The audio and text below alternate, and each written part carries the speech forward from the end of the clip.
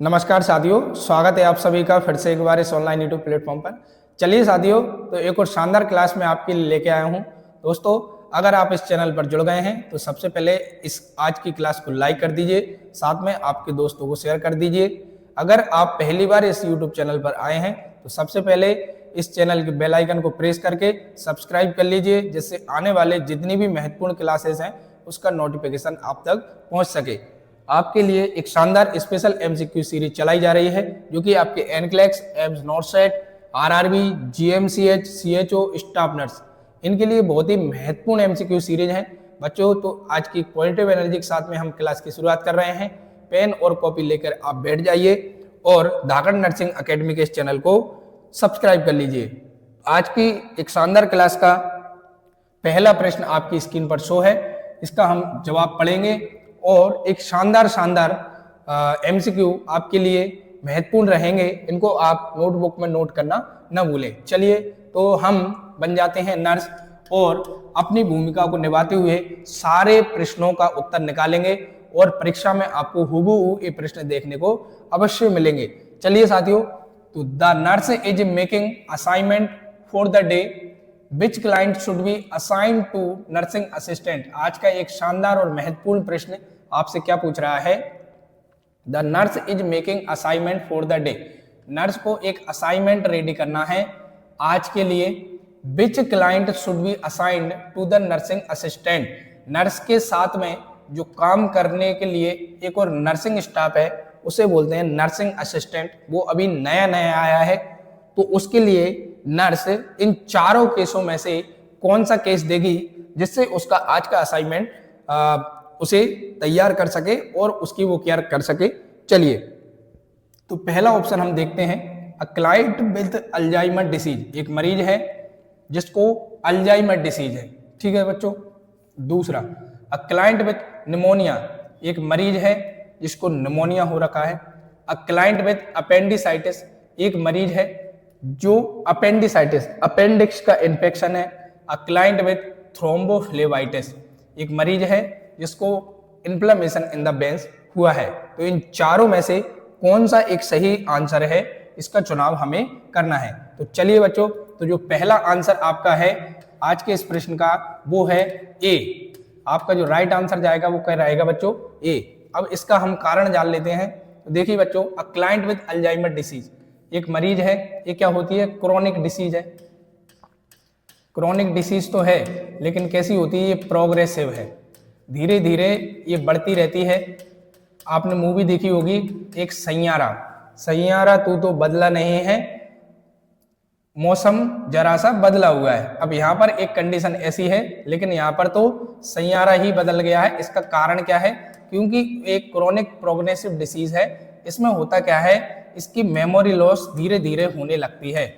Memory loss मरीज में देखने को मिलती है और ये छोटी छोटी चीजों को धीरे धीरे भूलता चलता है और बार बार वो रिमेंबर भी करेगा तो भी उसे ये चीजें याद नहीं रहेंगी। तो क्रोनिक डिसीज है, प्रोग्रेसिव, धीरे धीरे अपनी मेमोरी को खोता जाता है और सैयारा बदल जाता है। तो मैं यहाँ पर बात करूं तो ये क्लाइंट है, अभी तो स्टेबल क्लाइंट है, इसकी जो केयर है या असाइनमेंट ये नर्सिंग असिस्टेंट वाला मरीज यहाँ पर कर सकता है। बाकी तीन जवाब में क्यों नहीं है, इनको अपन जान लेते हैं। एक क्लाइंट है निमोनिया का। तो बच्चों, आपको पता है निमोनिया क्या होता है? एक इन्फ्लामेशन है किसका? लंग्स का। Inflammation in air sac. Air sac कहां पर होते हैं? आपके लंग्स में, ठीक है। इनमें इन्फ्लामेशन हो जाने की वजह से एयर सैक्स में क्या भर जाता है? पस और फ्लूइड। पस और फ्लूइड भर जाता है तो मरीज को क्या होगी? सांस लेने में तकलीफ होगी, डिफिकल्टी इन ब्रीथिंग देखने को मिलेगी, डिफिकल्टी इन ब्रीथिंग देखने को मिलेगी, ठीक है। और साथ में क्या देखने को मिलेगी? फीवर देखने को मिलेगा, ठीक है। इरिटेशन होगी, फीवर, और उसको अनेक प्रकार के सिम्टम इसके साथ में देखने को मिलेंगे। तो ये कंडीशन तो हो गई क्रोनिक, क्योंकि उसको सांस लेने में प्रॉब्लम हो रही है। मेन नर्स इस केस को असाइन करेगी, नर्सिंग असिस्टेंट को तो नहीं देगी। अपेंडिसाइटिस क्या होता है? Inflammation in appendix. बच्चों, अपेंडिक्स आपको पता है, अपेंडिक्स आपके लार्ज इंटेस्टाइन के पास में राइट साइड स्थित होती है। इसका हम बात करें तो ये क्या है? हमारे शरीर का एक ऐसा ऑर्गन है जो हमारे कोई काम का नहीं है, लेकिन जब अपेंडिक्स में इन्फ्लेमेशन हो जाता है, इस कंडीशन को बोलते हैं अपेंडिसाइटिस। यह एक क्रोनिक कंडीशन है। अगर ये इन्फ्लेमेशन बढ़ गया तो यहाँ पर दिक्कत पैदा हो जाएगी मरीज को, है ना, उसकी जान जाने का खतरा भी वहां पर हो सकता है। तो ये वाले क्लाइंट को भी हम, एक नर्सिंग असिस्टेंट को, ये प्रोसीजर नहीं देंगे। क्लाइंट विथ थ्रोम्बोफ्लेबाइटिस, ये भी आपको पता है इन्फ्लेमेशन इन द वेन, क्या बोलते हैं हम इसे, inflammation in the when. When में इन्फ्लेमेशन हो गया है तो इस कंडीशन को बोलेंगे थ्रोम्बोफ्लेबाइटिस। इस कंडीशन में क्या होगा बच्चों, क्लॉट फॉर्मेशन हो जाता है। अगर एक क्लॉट फॉर्मेशन हो गया तो मरीज को दिक्कत हो जाएगी आगे चल के। तो हम बात करें, इस कंडीशन भी किस में जाएगी, सीवियर में जाएगी, क्योंकि यहाँ पर नर्सिंग मेन जो स्टाफ है उसको यहाँ पर इसकी केयर करने की आवश्यकता है। इसको थ्रोम्बोलाइटिक दवाइयाँ यहाँ पर स्टार्ट करेंगे और इसकी केयर करेंगे। तो ये हो गए तीनों सीवियर केस हैं अकॉर्डिंग टू दिस। ये है लेस सीवियर, ठीक है, सीवियर तो है लेकिन इनकी अपेक्षा अभी ऐसा नहीं है कि ये तीनों केस इस नर्सिंग असिस्टेंट को दे सकें। बाकी की जो आपका पहला ऑप्शन है वो नर्सिंग असिस्टेंट उसको देख सकता है। इनकी अपेक्षा ये स्टेबल क्लाइंट है। तो आज की एक शानदार क्लास का एक बेहतरीन प्रश्न आपकी ओर प्रस्तुत था बच्चों। चलिए अगले और शानदार प्रश्न की ओर चलते हैं और उसका जवाब हम निकालने का प्रयास करेंगे। चलिए, तो एक और स्क्रीन पर शो है, आप पढ़ लीजिए, अपना जवाब नोटबुक में लिख लीजिए और फिर हम मिलान कर ही लेंगे। चलिए, client with cancer develop xerostomia, यहां पर प्रश्न क्या पूछ रहा है, एक मरीज है कैंसर का, काय का मरीज है, कैंसर का, जिसको डेवलप्ड हो गया है जेरोस्टोमिया। बच्चों, the nurse can help alleviate the discomfort associated with xerostomia. तो जो टर्म आ रही है जेरोस्टोमिया, सबसे पहले तो इसके बारे में आपको पता होना चाहिए। बच्चों, ये कैंसर, आपको कैंसर हुआ है, ओरल कैंसर यहाँ पर मरीज को हुआ है, ठीक है। ओरल कैंसर के साथ में उसको xerostomia, dry mouth, xerostomia word को अगर हम देखें, ड्राई माउथ, मरीज का जो मुंह है वो कैसा रहेगा, सूखा सूखा रहेगा। इसका कारण क्या है, does not produce enough saliva, does not produce enough saliva.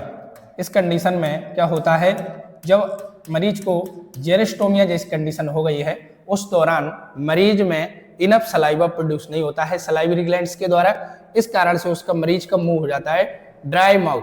अब हम बात करें इसका कारण क्या होता है, जब कैंसर वाला मरीज होता है उसको क्या चलती है, रेडिएशन थेरापी, ठीक है, रेडिएशन थेरापी, वो भी किसकी, हेड और नेक की, ठीक है, हेड और नेक की रेडिएशन थेरापी ओरल कैंसर वाले मरीज को अस्पताल में चलती है, साथ में मेडिकेशन उसको चल रहे होते हैं। तो ये दोनों कॉज होते हैं किसके, जेरोस्टोमिया कॉज कराने के लिए। एक तो रेडिएशन थेरापी जो कि स्पेशली हेड और नेक को होती है, और सर्टेन मेडिकेशंस मरीज को चल रहे होते हैं, इसकी वजह से उसका ड्राई माउथ देखने को मिलता है।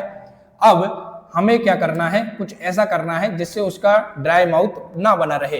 तो यहाँ पर आपके ऑप्शन दे रखे हैं चार, इन चारों में से अपन देखते हैं। सबसे पहले हमें क्या करना चाहिए, ऑफरिंग हार्ड कैंडी, मरीज को हार्ड कैंडी देना है। एडमिनिस्ट्रिंग एनाल्जेसिक मेडिकेशन, इस कंडीशन ठीक करने के लिए उसको दर्द निवारक दवाई दीजिए। स्प्लिंटिंग स्वोलन जॉइंट, ये तो निरर्थक है बच्चों, not associated with this condition, does not associated this condition. Xerostomia से स्प्लिंटिंग स्वोलन जॉइंट का कोई संबंध नहीं है, ये तो कतई नहीं होगा। प्रोवाइडिंग सलाइवा सब्स्टिट्यूट, तो जो राइट आंसर जाएगा आपका वो रहेगा डी बच्चों। राइट आंसर कौन सा रहेगा, डी। अब बाकी के अपन देख लेते हैं क्यों नहीं है। हम might be required, might be required, इस दिस कंडीशन में एनाल्जेसिक दवाई का प्रयोग बहुत ही कम करते हैं हम। बाकी offering hard candy, hard candy नहीं देंगे मरीज को। इसका कारण क्या है, कैंडी हम दे सकते हैं, बाकी हार्ड कैंडी नहीं देंगे, क्योंकि ऑलरेडी उसको दिक्कत हो रही है, ये इरिटेशन करा सकता है ना, ऑलरेडी कट और damage in the oral cavity, ये भी दो कंडीशन यहाँ पर बन सकती है। एक तो इरिटेट भी करेगी और वहां पर कट लगने का भी खतरा रहेगा हार्ड कैंडी से। तो हम सॉफ्ट कैंडी दे सकते हैं, हार्ड कैंडी नहीं देंगे। तो ये राइट आंसर गलत। अब एनाल्जेसिक भी हम कम प्रीफर्ड करते हैं। बाकी आपका जो राइट आंसर जाएगा डी, सलाइवा सब्स्टिट्यूट दीजिए, क्योंकि ये अभी ड्राई माउथ मरीज का हो रखा है।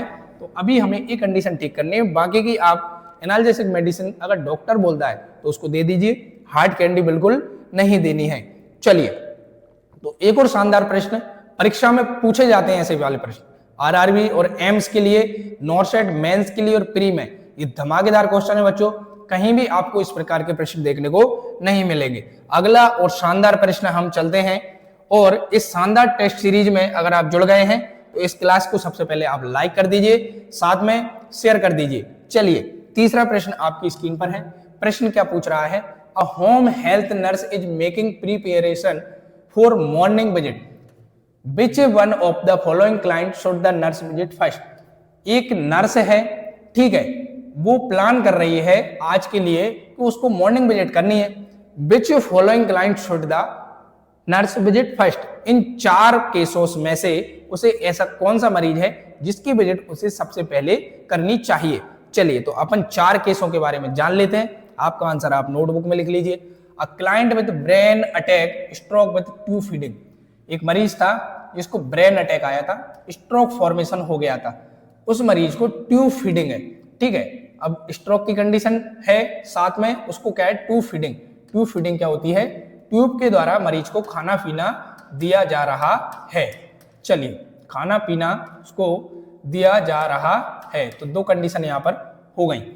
A client with congestive heart failure, एक मरीज है CHF का, कंप्लेन है उसे नाइट टाइम डिस्निया, रात के समय उसे सांस लेते समय दिक्कत होती है, सांस लेने में तकलीफ हो रही है, उसको सांस प्रॉपर नहीं ले पा रहा है, डिस्कम्फर्ट उसे देखने को मिल रहा है, डिस्निया रात के समय, और मरीज किसका है, कंजेस्टिव हार्ट फेलियर का। तो 2 केस हो गए।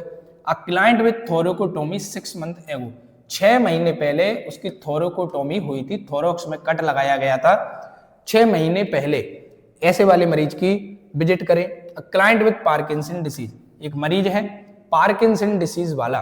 पार्किंसन डिसीज क्या होती है बच्चों, ये भी एक प्रोग्रेसिव डिसीज है, ये भी क्या है, एक प्रोग्रेसिव डिसीज है। इसमें क्या देखने को मिलता है, मरीज की जो बॉडी है वो प्रॉपर बैलेंस में नहीं रहती, इम्बैलेंस रहती है। कैसी रहती है, इम्बैलेंस रहती है, वो प्रॉपर रूप से खड़ा नहीं रह पाता। इसमें मरीज में ट्रेमर्स, ठीक है, ट्रेमर्स के साथ में उसकी बॉडी में रेजिडिटी देखने को मिलती है, और वो डिस्कम्फर्ट उसको हमेशा ही रहेगा। तो ऐसी कंडीशन मरीज में रहेंगी, प्रॉपर इम्बैलेंस रहेगा, उसकी बॉडी बैलेंस नहीं रहेगी पार्किंसन डिसीज में। तो इन 4 केस में से हमें सबसे पहले उस नर्स को कौन से केस की आवश्यकता है, तो जो आपका राइट आंसर जाएगा बच्चों, क्या जाएगा, बी। इसका कारण हम जान लेते हैं। एक मरीज है कंजेस्टिव हार्ट फेलियर, उसका हार्ट फेल हुआ था, complaining of night time dyspnea, और उसको तकलीफ है सांस लेने की। तो सबसे पहले सांस, फिर उसकी जीवन की आस। तो सबसे पहले आप इसी के पास पहुंच जाइए और इसको केयर कीजिए। बाकी के तीनों केसेस इस केस की अपेक्षा लेस स्टेबल हैं। यहां पर आवश्यकता है आपको बी नंबर ऑप्शन पर जाने के लिए। बाकी के 2 इनको ठीक है, स्टेबल कंडीशन में है। सी की बिल्कुल कतई आवश्यकता नहीं है। पार्किंसन डिसीज के पास घूमने फिरने के लिए चले जाइए, पर वो क्या होता है, लेस मूवेबल भी होता है, ठीक है, ज्यादा चल फिर नहीं पाता है, एक जगह बैठे रहता है, तो इसलिए इसकी इतनी आवश्यकता नहीं है। बाकी ट्यूब फीडिंग वहां पर घर वाले करा सकते हैं। इसके बाद अगर ये नहीं होता तो ऑप्शन हम ए पटक देते। बाकी ये सीवियर केसेस है, अदर देन 3 लेस स्टेबल हैं। तो जो आपका राइट आंसर जाएगा बच्चों, क्या जाएगा, बी। चलिए अगला और शानदार प्रश्न आपकी स्क्रीन पर। हर एक प्रश्न को पढ़िए और अपने प्रश्न का जवाब पहले दे दीजिए। मैं जब आंसर बता रहा हूं उससे पहले आपका जवाब को आपके नोटबुक में चेक कीजिए कि मेरे कितने में से कितने सही हो रहे हैं। ये मार्किंग जरूरी है, और प्रश्न को समझकर जवाब जरूर दीजिए। जब तक आप जवाब देना नहीं सीखेंगे, परीक्षा में आपका सिलेक्शन बिल्कुल नहीं होगा। यहाँ पर नेगेटिव मार्किंग नहीं हो रही है, लेकिन परीक्षा में नेगेटिव मार्किंग होती है, जो कि आपकी सफलता में बहुत ही बाधा लाता है, अड़चन लाता है। तो जवाब का, हर एक प्रश्न का जवाब दीजिए और अपनी नेगेटिव मार्किंग को घटाइए। जब तक आप प्रश्न का जवाब देना सीख जाएंगे, जिस दिन आपका सिलेक्शन पक्का है। A client with glomerulonephritis, term refer to kidney. अब किडनी के पार्ट्स में इन्फ्लेमेशन हो गया है, is placed on low sodium diet. ये वाला मरीज है जिसको यहाँ पर डॉक्टर ने बोला है कि इसको लो सोडियम डाइट दीजिए। Which of the following snacks is suitable for client with sodium restriction. यहाँ पर 4 प्रकार के स्नैक्स आपको दिए हैं। इन चारों में से लो सोडियम डाइट कौन सी है वो हमें देखनी है और मरीज को देनी है। ये प्रश्न आपसे पूछ रहा है। तो चलिए कौन कौन सी चीजें हैं, peanuts butter cookies, grilled cheese sandwich, cottage cheese and fruit, fresh peach. इन चारों में से आप क्या देंगे? तो बच्चों जो आपका राइट आंसर रहेगा वो रहेगा डी। राइट आंसर क्या रहेगा? डी, क्योंकि ये है लो सोडियम डाइट। कैसी है? लो सोडियम डाइट है। लो सोडियम डाइट के अंदर आती है ये फ्रेश पीचेज हम देंगे, जिसमें सोडियम की मात्रा कैसी होती है? कम होती है। बाकी इन तीनों में सबसे ज्यादा होती है, तो ये वाले तो हम नहीं देंगे क्योंकि इनमें सोडियम की मात्रा अधिक होती है अकॉर्डिंग टू फ्रेश पीच, तो हमें फ्रेश पीच देंगे। यहाँ पर जो प्रश्न पूछा गया है उसका जवाब आपको मिल गया है। चलिए अगले और शानदार प्रश्न की ओर चलते हैं। इस प्रकार के महत्वपूर्ण प्रश्न आपकी परीक्षा में पूछे जा रहे हैं और नॉरसेट अब ऐसे ही सिनेरियो बेस्ड क्वेश्चन पूछता है। Direct put on the answer वाले क्वेश्चन अब नहीं आते, अब दिमाग लगाओगे। नर्सिंग ऑफिसर आपको बनना पड़ेगा, अस्पताल में काम करना है, तो इसी प्रकार से आपको जवाब देने पड़ेंगे। ड्यू टू हाई सेंसस, अस्पताल में हो गई है भीड़, मरीजों की संख्या बढ़ गई है। मरीजों की संख्या क्या हो गई है? बढ़ गई है। It has been necessary for a number of client to be transfer to other unit. अब क्या आवश्यकता पड़ गई? नंबर बढ़ने की वजह से इन क्लाइंट्स को दूसरे यूनिट में रेफर करने की आवश्यकता है।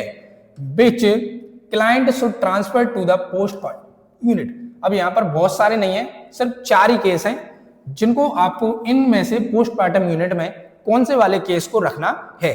चलिए बताइए। तो हम जान लेते हैं। अ 66-year-old female client with gastroenteritis, a 40-year-old female with hysterectomy, 27-year-old male with severe depression, 28-year-old male with ulcerative colitis। 4 cases हैं बच्चों। अस्पताल में हो गई है भीड़। अब नर्स को यहाँ पर आवश्यकता है एक ऐसे मरीज को ट्रांसफर करने की दूसरे यूनिट में, जिससे क्या हो, मोस्ट सीवियर को अपन उस यूनिट में रख सके। A client transfer to postmortem unit. Postmortem unit क्या होती है? जिसमें बिल्कुल सिंपल मरीजों को रखा जाता है और वो स्टेबल होते हैं। कैसे होते हैं? स्टेबल होते हैं। ऐसे वाले मरीज को अपन किस में रखते हैं? पोस्टमार्टम यूनिट में रखते हैं। तो 4 केसेस आपको मिले हैं। 60-year-old male female with gastroenteritis, एक मरीज है जिसको स्टोमक के साथ में क्या है, स्टोमक और कोलोन दोनों पार्ट्स में क्या है, इन्फ्लामेशन हो रखा है। अ 40-year-old फीमेल विथ हिस्टेरेक्टोमी, एक 40 साल की बुजुर्ग महिला है, ठीक है। हिस्टेरेक्टोमी, बुजुर्ग महिला नहीं है, भाभी है, 40 साल की भाभी है, आंटी कह सकते हैं आप। हिस्टेरेक्टोमी है। अब हिस्टेरेक्टोमी क्या होती है बच्चों? इसके यूट्रस को रिमूव कर दिया गया है, सर्जरी करके, बाय सर्जरी यूट्रस को क्या कर दिया है, रिमूवल हो गया है, रिमूव कर दिया है। इस केस को हम पोस्टमार्टम यूनिट में भेजेंगे। अ 27-year-old mail with severe depression, एक 27 साल का एक पेशेंट है जिसको पता नहीं किस कारण से सीवियर डिप्रेशन है, पर मरीज तो बहुत ही सीवियर डिप्रेशन में, पता नहीं उसको क्या दिक्कत है, उसको कोई घरवाली छोड़ के चली गई या उसकी EMI की दिक्कत है, ETC। सीवियर डिप्रेशन के कई कारण हो सकते हैं। 28-year-old mail with ulcerative colitis, एक मरीज है जिसको क्रोनिक अल्सरेटिव कोलाइटिस का आपने नाम सुना ही होगा, chronic bowel inflammatory disease, chronic bowel inflammatory disease, इसका नाम आपने सुना ही है, ये वाला मरीज है। तो इन चारों में से कौन सा वाला मरीज है जिसको हमें पोस्टमार्टम यूनिट में रखना है? तो राइट आंसर जाएगा आपका बच्चों बी। जो राइट आंसर जाएगा वो क्या जाएगा? बी। एक महिला है जिसकी हिस्टेरेक्टोमी हुई, यूट्रस को रिमूव कर दिया है, बिल्कुल क्या है, स्टेबल क्लाइंट है, इसको हम किस में रखेंगे? पोस्टमार्टम यूनिट में रखेंगे। बाकी को क्यों नहीं रखा बच्चों? जो गैस्ट्रोएंटेराइटिस वाले मरीज होते हैं उन्हें हम मेडिकल सर्जिकल नर्सिंग वार्ड में रखते हैं। यहाँ पर हम बात करें अल्सरेटिव कोलाइटिस, इसको भी हम मेडिकल सर्जिकल नर्सिंग वार्ड में रखेंगे, MSN वार्ड में। और जो सीवियर डिप्रेशन वाला है उसे हम साइकेट्री वार्ड में रखेंगे। किस वार्ड में रखेंगे? साइकेट्री वार्ड में रखेंगे। इसलिए आपका जो राइट आंसर जाएगा वो इस बी, लेस स्टेबल है, उसे हम पोस्टमार्टम यूनिट में भेज सकते हैं। चलिए अगला और शानदार क्वेश्चन आपकी स्क्रीन पर है, पढ़िए और जवाब दीजिए। प्रश्न यहाँ पर क्या पूछ रहा है उसको हम देखते हैं। सबसे पहले एक प्रश्न पूछ रहा है आपसे, during the change of shift the oncoming nurse notes a discrepancy in the number of Percocet oxycodone listed and the number of present in the narcotic drawer, the nurse first action should to. एक nurse है, आप ही हो nursing officer, ठीक है। Duty पर जा रहे हो आप, रात में किसी दूसरी ड्यूटी की नर्स थी, ठीक है। अब यहां पर हम बात करें, अब वो गया और उसने देखी, क्या देखी, डिस्क्रिपेंसी, कुछ परिवर्तन देखा उसने, ठीक है। अभी वो ड्यूटी पर आई है और उसने अभी अपनी शिफ्ट चेंज की, जिस वाली नर्स से ये पूछ रही है कि यहाँ पर मुझे कुछ परिवर्तन देखने को मिल रहा है। द नंबर ऑफ परकोसेट, ये क्या है बच्चों, एक दवाई है, क्या है, दवाई है। इसका उपयोग हम सीवियर पेन में करते हैं, सीवियर पेन में हम करते हैं। Listed and the number present narcotic drawer, उसने कुछ वहां पर बदलाव देखा और उसको कुछ गड़बड़ लगी, ठीक है। जैसे ड्यूटी पे आई, एक नर्स तो चली गई, अब इसको क्या गड़बड़ लग रही है इस दवाई से संबंधित, तो अब उसको जो गड़बड़ लगी वो क्या करेगी, अब the nurse first action is to, अब इस स्थिति में नर्स को क्या करना है। तो 4 ऑप्शन है। नोटिफाई द हॉस्पिटल फार्मासिस्ट, सबसे पहले आप notify the hospital pharmacist, pharmacist को, हॉस्पिटल वाले फार्मासिस्ट को इन्फॉर्म कीजिए। नोटिफाई द नर्सिंग सुपरवाइजर, उसकी हेड नर्स है नर्सिंग सुपरवाइजर, उसको इन्फॉर्म कीजिए। Notify the board of nursing, board of nursing को इस चीज की गलती के बारे में बताइए। Notify the director of nursing. तो बच्चों जो आपका राइट आंसर रहेगा वो रहेगा बी। ये दोनों तो बिल्कुल निरर्थक है, इतनी सी बड़ी बात को बोर्ड ऑफ नर्सिंग या डायरेक्टर ऑफ नर्सिंग को बताने की कोई आवश्यकता ही नहीं है, ठीक है। हॉस्पिटल फार्मासिस्ट को हम इन्फॉर्म कर सकते हैं जब, कब, उसको प्रिस्क्रिप्शन एरर आ गया है और दवाई कुछ गलत आ गई है या प्रिस्क्रिप्शन एरर उसमें देखने को मिल रहा है। तो सबसे पहले आप नोटिफाई द नर्सिंग सुपरवाइजर को इसकी डिस्पेरेंसी के बारे में बताइए, फिर जो भी निर्णय रहे फिर फार्मासिस्ट को इन्फॉर्म कीजिए। चलिए अगला और शानदार प्रश्न आपकी स्क्रीन पर आ रहा है। देखिए बच्चों, ये प्रश्न क्या पूछ रहा है, the nurse is assigning staff for the day. एक नर्स है, उसको क्या करना है, असाइन करना है आज के लिए। Which assignment should be given to nursing assistant. अब यहाँ पर कौन सा असाइनमेंट है जो इस नर्सिंग असिस्टेंट को, ये वाली नर्स इसको देगी। चलिए 4 ऑप्शन आपके सामने हैं, इन चारों में से अपन एक जवाब निकालेंगे जो कि एक सही रहेगा। तो नर्सिंग असिस्टेंट्स के लिए हमेशा लेस स्टेबल केस हम देते हैं, इसको नोट कर लीजिए। एक रजिस्टर्ड नर्स ही होती है जो सीवियर केसेस को देखती है, नर्सिंग असिस्टेंट को हमेशा लेस स्टेबल केस दिया जाता है। इन चारों में से लेस स्टेबल कौन सा है बच्चों, taking the vital sign of 5 month old with bronchiolitis.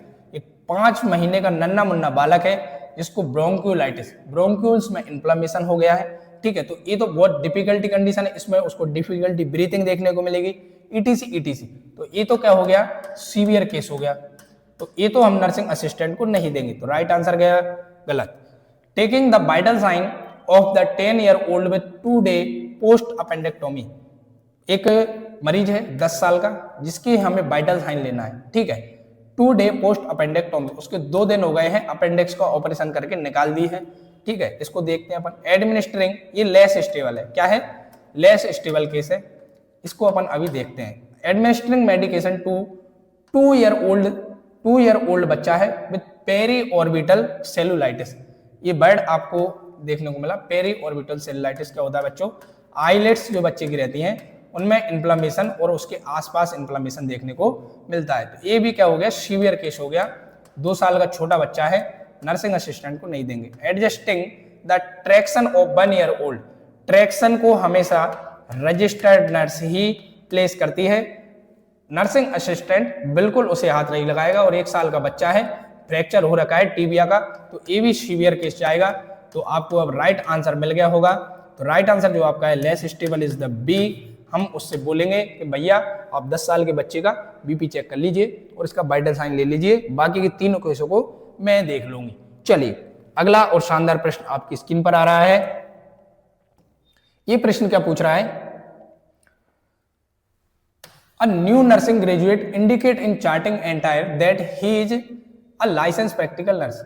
एक न्यू नर्सिंग स्टाफ आया है और वो चार्ट में एंट्री कर रहा है, that is he is license practical nurse, कि वो लाइसेंस प्रैक्टिकल नर्स एलपीएन है, although he has not yet received the result of license, जबकि उसको यहाँ पर लाइसेंस सर्टिफिकेट नहीं मिला है, फिर भी वो कह रहा है क्या मैं लाइसेंस प्रैक्टिकल नर्स हूं। The graduate action can result what type of discharge. इन चारों में से ऐसी कौन सी चीज है जो इस बात को समझाती है। चलिए बच्चों तो एक एक करके हम जान लेते हैं। फ्रॉड क्या होता है, ये फ्रॉड ही कर रही है। क्या कर रही है? फ्रॉड ही कर रही है। जबकि वो क्या है, लाइसेंस प्रैक्टिकल नर्स नहीं है, फिर भी वो अपने आप को ये वाली बात बोल रही है। ये क्या कर रही है, जो एंट्री कर रही है चार्ट में, वो गलत बात है, फ्रॉड कर रही है। तो जो राइट आंसर आपका रहेगा बच्चों, वो ए ही रहेगा। क्या रहेगा? ए ही रहेगा। टॉट क्या होता है बच्चों? ये होता है लॉ। इसमें हम क्या होता है, ये इनएक्टफुल लॉ है। क्या है? इनएक्टफुल लॉ है। इसमें मरीज को क्या होता है, इसमें दिक्कत हो जाती है उसको। मरीज के साथ क्या होती है? हानि। मरीज को हानि या उसके साथ बुरा होना, इनलॉफुल एक्ट। ठीक है, तो ये तो ऐसी बात यहाँ पर हुई नहीं है। माल प्रैक्टिस की हम बात करें तो यहाँ पर जो नर्सिंग ऑफिसर रहते हैं उन्हें आता है काम कम, काम करना नहीं आता। उनकी गलती की वजह से मरीज को कुछ दिक्कत हो जाए, मरीज को क्या हो, दिक्कत हो, इरिटेशन हो, कुछ दिक्कतें पैदा कर दी, परेशानी पैदा कर दी, तो किसमें आएगी? माल प्रैक्टिस में। माल प्रैक्टिस को हम एक और उदाहरण से समझें। आप अस्पताल में काम कर रहे हैं, नए नए गए हैं, आज 1-2 दिन ड्यूटी पे हुए, आपको वेन फ्लो या कैनुला हम जिसे बोलते हैं वो मरीज को लगाना है और आपको लगाना नहीं आता, और आपने उसको नस में, वेन में उसको 4-6 जगह गोच दिया और मरीज को हो रहा है दर्द। तो मरीज को क्या हुई? दिक्कत और हानि हो गई आपकी माल प्रैक्टिस की वजह से। एक प्रोफेशनल नर्स से अगर आप कैनुला लगाते, आपको 4-5 बार गोचना नहीं पड़ता। तो कंडीशन क्या हो गई? माल प्रैक्टिस। तो ऐसा काम हमें नहीं करना है, जो काम हमें नहीं आता अस्पताल में वो नहीं करना है। नेग्लिजेंस क्या होता है? पेशेंट की प्रॉपर केयर नहीं कर पाना। पेशेंट की care, patient care does not proper, सही ढंग से नहीं कर पाता है। तो बात करें हम नेग्लिजेंस में आता है, तो मरीज की सही केयर कीजिए। जिसको केयर करनी नहीं आती वो किस में आएगा? नेग्लिजेंस में। तो यहाँ पर इसने फ्रॉड किया है, एलपीएन नहीं है, फिर भी वो अपनी चार्ट में एंट्री कर रही है। फ्रॉड क्या है? इन लॉ एक्ट है, जिसमें मरीज को हानि होती है, क्षति होती है। ठीक है, माल प्रैक्टिस की हम बात करें, इसमें मरीज को काम करना कम आता है और एक पेशेंट केयर हो गया। तो चारों में से आपका जो राइट आंसर क्या रहेगा बच्चों? ए। चलिए अगले और शानदार प्रश्न की ओर चलते हैं। ये बहुत ही महत्वपूर्ण प्रश्न है। इसी प्रकार के प्रश्न हमेशा अब परीक्षाओं में पूछे जा रहे हैं। अ क्लाइंट विद एक्यूट ल्यूकेमिया, बच्चों ल्यूकेमिया वर्ड आ गई मतलब ब्लड कैंसर। ये फास्ट ग्रोइंग होता है बच्चों। क्या होता है? फास्ट ग्रोइंग होता है, बहुत जल्दी से बढ़ता है। अगर किसी को ब्लड कैंसर हो गया, फास्ट ग्रोइंग होगा और कहाँ पर फैल जाएगा? एक तो ब्लड में, साथ में किसमें? बोन मैरो में। बोन मैरो जहाँ पर आपकी ब्लड सेल्स का फॉर्मेशन होता है, दोनों को डैमेज करता है। दोनों को डैमेज करने की वजह से आपके शरीर में WBC की मात्रा कम हो जाती है। कम होने की वजह से क्या होगा? आपकी जो अम्यूनो सप्रेस्ड, आपकी जो बॉडी है वो क्या करेगी? प्रॉपर ढंग से इन्फेक्शन के थ्रू अम्यूनो सप्रेस्ड हो जाती है। उसका जो इम्यून सिस्टम है वो वीक हो जाता है, काम करना बंद कर देता है। तो इस स्थिति में क्या होगा? हमें क्या करना चाहिए? ल्यूकेमिया डेवलप लो व्हाइट ब्लड सेल्स काउंट। ये तो केस में ही दे रखा है कि उसकी WBC क्या हो गई है? कम हो गई है। WBC कम होने की वजह से उसके शरीर में इन्फेक्शन से लड़ने की क्षमता कम हो गई है। In addition to the institution of isolation, nurse should. अब इस अम्यूनो कॉम्प्रोमाइज्ड या अम्यूनो सप्रेस्ड वाले मरीज को हमें किस चीज से बचाना है? ये नर्स का कौन सा काम करना है उसको, जिससे क्या हो? ये वाले केस से उसको आइसोलेट किया जा सके। रिक्वेस्ट दैट, 4 ऑप्शन दे रखे हैं, इसमें से अपन इनको एक एक करके जानते हैं और हम देखते हैं कि इससे कैसे प्रिवेंट किया जाए, क्योंकि वो मरीज है उसको जल्दी से इन्फेक्शन हो जाता है। Request that food be serve with disposable. जब उसे हम खाना परोस रहे हैं तो ऐसे बर्तन का उपयोग कीजिए जिसे हम फेंक सके। ये बच्चों कैसे होते हैं? ओपन होते हैं। तो कंटामिनेटेड होने का खतरा यहाँ पर रहता है, फूड का कंटामिनेटेड होने का खतरा रहता है। तो अभी पहले से ही अमीनो कॉम्प्रोमाइज्ड मरीज है, तो इसको तो हम ये कंडीशन में तो नहीं देंगे। डिस्पोजेबल यूटेंसिल में कभी भी खाना नहीं देते हैं, ओपन में नहीं देंगे, क्योंकि उसको वहां पर कंटामिनेटेड फूड हो जाएगा और इन्फेक्शन होने का खतरा रहेगा। Ask the client wear a mask when visitor is are present. ऐसे वाले केस में, एक्यूट ल्यूकेमिया वाले केस में, अमीनो कॉम्प्रोमाइज्ड वाले केस में कभी भी हम मास्क तो पहननी अच्छी बात है, बाकी विजिटर को कभी अलाउ नहीं करते हैं, क्योंकि ये इन्फेक्शन एक दूसरे से फैला सकते हैं। तो विजिटर को does not allow the visitor prep IV side with mild soap and water and alcohol. जब हम IV साइड प्रिपेयर कर रहे हैं उस दौरान माइल्ड सोप से उस जगह को धोइए, वाटर से धोइए और अल्कोहल से उसे रब कीजिए। बच्चों ये क्या करेंगे, स्किन को इरिटेट कर देंगे, क्या कर देंगे, स्किन को इरिटेट कर देंगे, डैमेज कर देंगे, तो ये वाला काम भी हमें नहीं करना है। Provide food in sealed single serving package, जो भी हम खाना दे रहे हैं उसको आप पैक करके दीजिए। इसका कारण क्या है, ये कंटामिनेटेड फूड नहीं होता है, इन्फेक्शन के संपर्क में नहीं आएगा और मरीज इसको खा लेगा, तो ठीक है, कंटामिनेटेड नहीं होगा और ये मरीज को हम दे सकते हैं। आइसोलेशन में हम उसे रखेंगे तो उस दौरान इन्फेक्शन से बचने के लिए आपको हमेशा पैक्ड फूड देना है। तो इन चारों के ऑप्शन के अनुसार जो राइट आंसर जाएगा वो डी।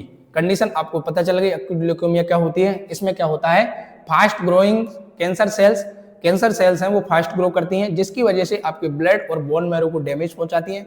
बोन मैरो का काम है ब्लड प्रोडक्शन करना, जब वो खराब हो जाएगा तो WBC की मात्रा कम हो जाएगी। शरीर में WBC का काम है इन्फेक्शन से लड़ने का, जब इन्फेक्शन से लड़ने की क्षमता कम हो जाएगी तो शरीर आपका अमीनो सप्रेस्ड हो जाएगा, कोई प्रतिरक्षा तंत्र है वो काम करना बंद कर देगा और स्थिति यहाँ पर हो जाएगी कि इन्फेक्शन उसे जल्दी से होगा। चलिए, आपको आपके प्रश्न का जवाब मिल गया।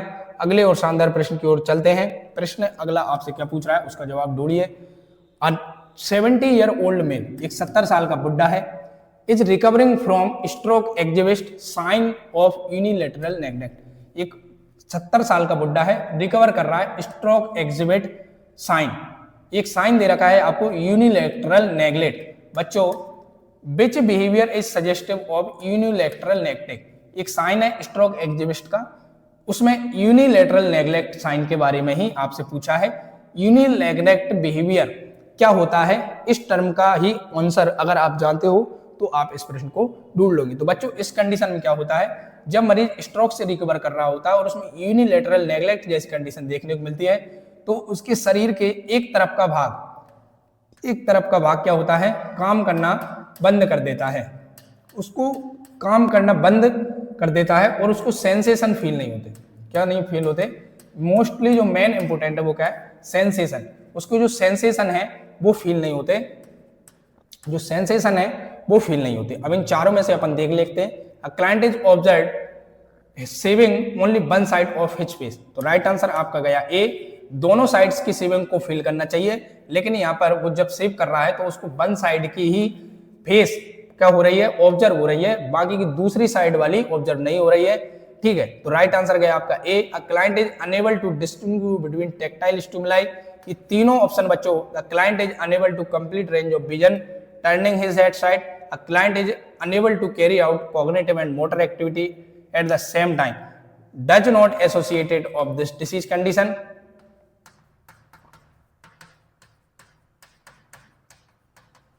तो राइट आंसर गया आपका ए, यूनिलैटरल नेग्लेक्ट के बारे में पूछा है। इस दौरान क्या होता है, एक साइड के सेंसेशन काम करना बंद कर देते हैं, वही ऑप्शन ए में दे रखा है। तो बच्चों आज की एक शानदार क्लास थी, एक शानदार प्रश्न, इस प्रकार के महत्वपूर्ण प्रश्न आपकी परीक्षा में पूछे जाते हैं। आपसे मैं पुनः अवगत कराना चाहूंगा, अगर आपको ये क्लास अच्छी लगी है तो सबसे पहले इस क्लास को लाइक कर दीजिए, आपके दोस्तों को भी शेयर कर दीजिए। सबको इस क्लास की इंपॉर्टेंट क्लास है तो सबको फायदा होना चाहिए, अकेले अकेले इस चीज का लुत्फ मत उठाइए। और धाकड़ सर के द्वारा ये चैनल अटेंड किया गया है और धाकड़ नर्सिंग एकेडमी के इस चैनल को सबसे पहले आप सब्सक्राइब कर लीजिए, इससे आने वाले जितने भी इंपोर्टेंट वीडियो लेक्चर हैं उसका नोटिफिकेशन आप तक पहुंच सके। मैं उम्मीद करता हूं आप बहुत अच्छे से तैयारी करेंगे और सिलेक्शन आपका 100% होगा। निरंतर प्रयास करते रहिए बच्चों, कोशिश करने वालों की कभी हार नहीं होती। चलिए।